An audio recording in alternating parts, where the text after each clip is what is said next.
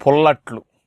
ప్రతి ఇంట్లో అట్లా అట్లు దొంతరింతంత ఉంటే ఒక్కొక్కళ్ళు 1/2 డజనో 10 పెట్టుకుని ఆ పుల్లట్లు తినేసేవారు ప్రొద్దునే. పూర్వం రోజుల నుంచి పుల్లట్లు అనేవి చాలా ఫేమస్. ఇప్పుడు కూడా కొన్ని హోటల్స్లో, కొన్ని రెస్టారెంట్స్లో పుల్లట్లు వేస్తుంటే అక్కడ జనాలు ఎగబడి మరీ కొనుక్కుంటున్నారు. ఎందుకంటే పెరుగుట విరుగుట కొరకే అన్నట్టు ఇప్పుడు అన్నీ మళ్ళీ బ్యాక్ వచ్చి పుల్లట్లు, దెబ్బరొట్లు, ఆవిరి గొడుగులు ఇలాంటివంటే అందరికి కొంచెం ఇంట్రెస్ట్ వస్తున్నది అనమాట. మళ్ళీ పూర్వం రోజులు అన్నీ మళ్ళీ వెనక్కి వచ్చి వాడుకునే అలవాటుకి మనుషులు వస్తున్నారు. కాబట్టి ఈ పుల్లట్ల వల్ల ఆరోగ్యానికి ఏమి చెడేం కాదు.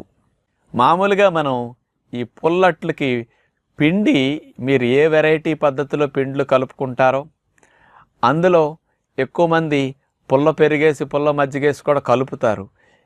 కొంతమంది ఇట్లా కాకుండా నీళ్లతోనే పిండి కలిపేసి పులయబెడతారు. అంటే ఒక